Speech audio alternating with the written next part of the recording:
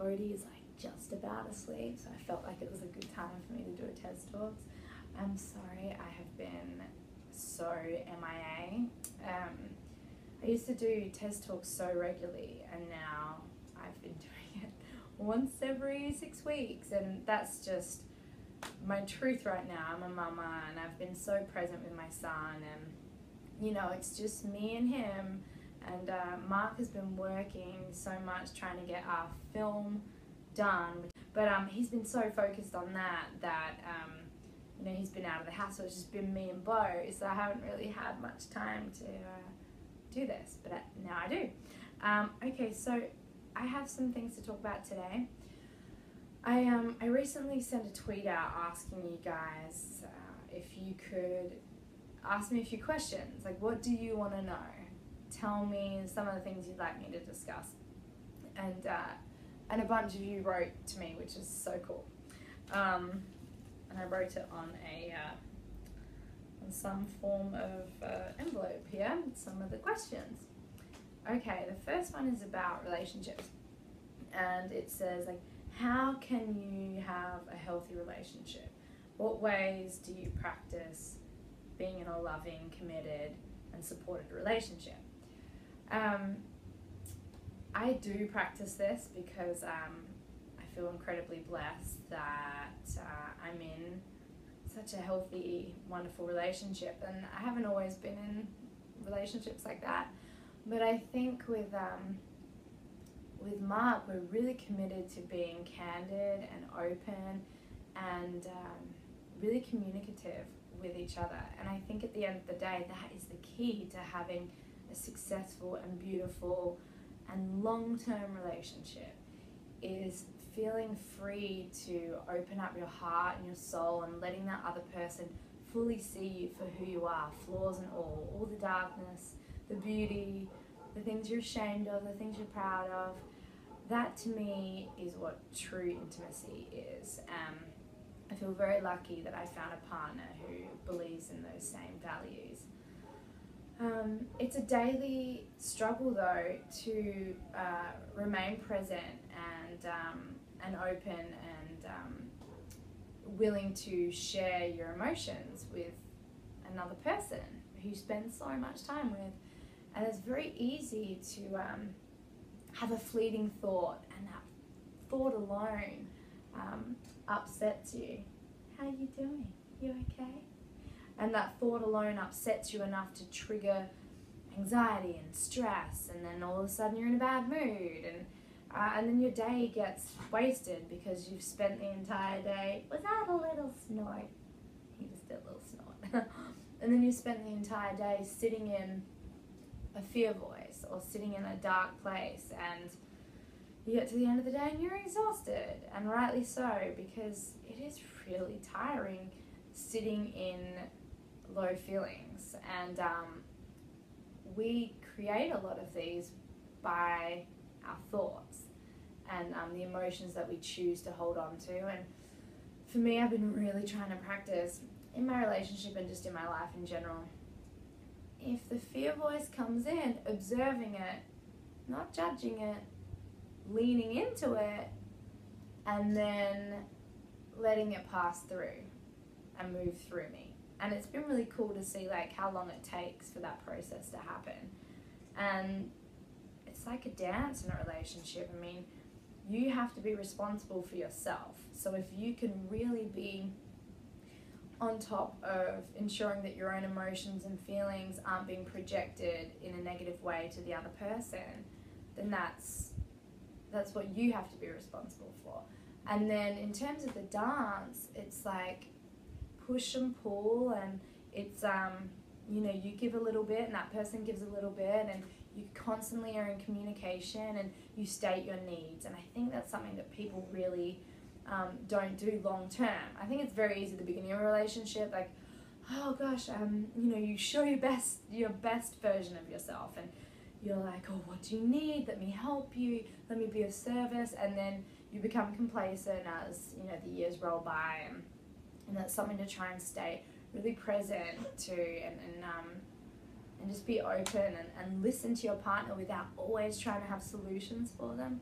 think that's a big one. I know for me, sometimes I just want to vent to my husband and have him be like, baby, I hear you, I love you, is there anything I can do to help you feel better? If not, like, I just am really glad that you shared that with me, because it brings us closer to one another. And we do like a daily check-in as well, whether it's at the end of the day or at the beginning of the day, just saying like, this is how I'm feeling, this is what's going on in my life, you know, these are my thoughts.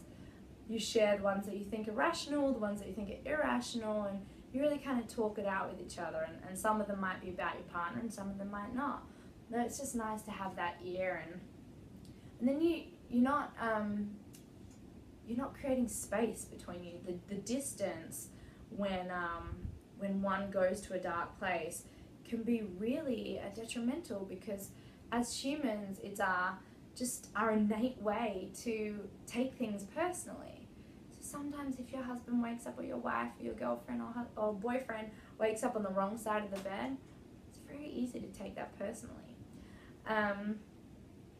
So yeah, that's definitely something that we do, is we practice the communication and then the daily check-in. And in that check-in, as you state your need, you say, I'm feeling a little codependent right now. I'm feeling like, you know, we need to be more affectionate, or whatever it is. And without placing blame, just saying, this is coming from me. Like, is there any way like you could help me out with that? And that's being very loving, and that's creating a safe environment. So I think that's been what really works for us. Okay, next one. What sort of food do you eat, and how do you stay fit? Well, right now, I haven't been really working out the way I should be. I've been breastfeeding on demand, which means I'm breastfeeding around the clock because my son really likes to eat. Yeah, and I typically go on hikes, which is beautiful. I love to be out in nature, and Pilates. I've been doing a lot of extend bar. Every now and then I'll go to the gym and do like a kettlebell class. I love doing kettlebell. It's really a fun exercise for me for whatever reason. It's like both a workout for your muscles, but also it's cardio, which is great. It's a perfect combination. I love doing yoga. I haven't really done it since I got pregnant, because I was doing hot yoga, and then you can't do that during pregnancy, and then I just haven't done it, you know, since Bodhi's been born, because I really haven't been doing much of anything, just apart from being his mama. And then in terms of the food, I'm a vegan. I dipped back and forth. I would be a vegan, and then I'd still eat some fish, and then finally I got rid of the fish altogether. I do that just because I'm a huge animal lover, and it's just a choice that I made. I personally have the belief that, I don't think that any being should suffer for the sake of our food.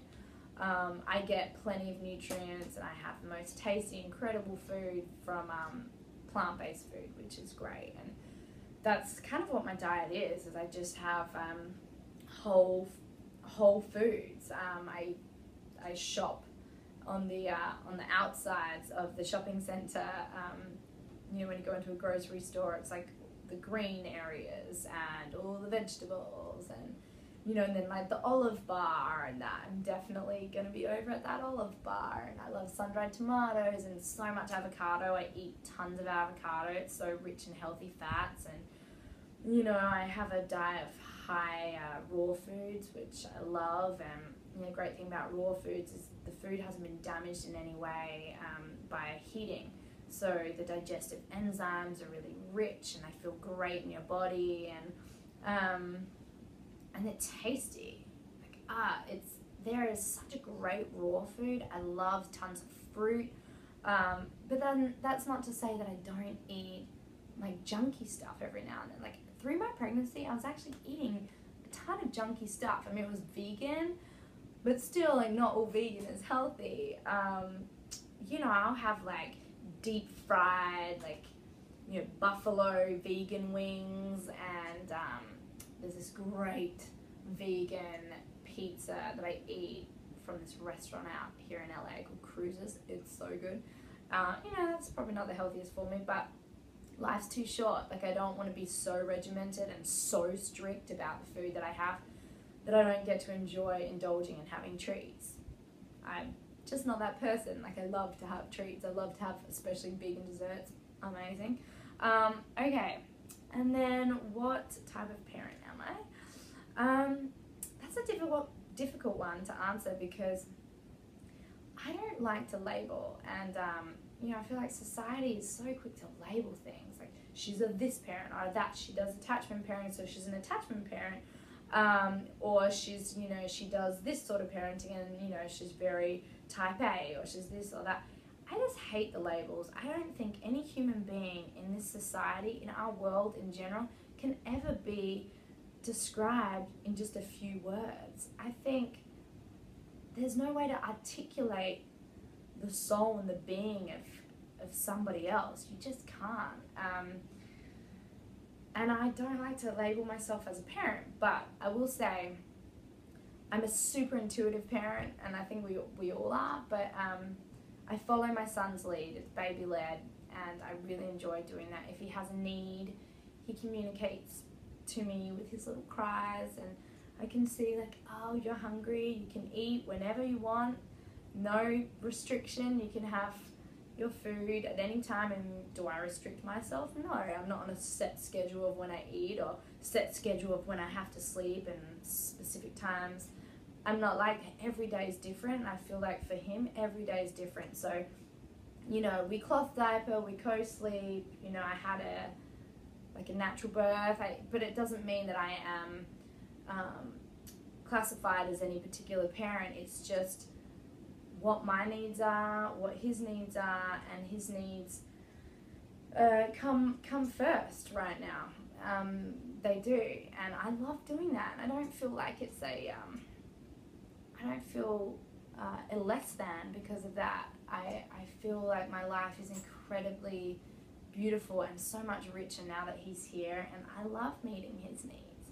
When he comes with us, we go out and about, we still catch up with our friends, and he's just in a sling, and it's beautiful. It's been the most remarkable journey of my life. It really is what everyone says, absolutely incredible. I just have felt really lucky to be his mom, and that he chose me as his parent. And then, I'm looking at the time, I have 2 minutes left.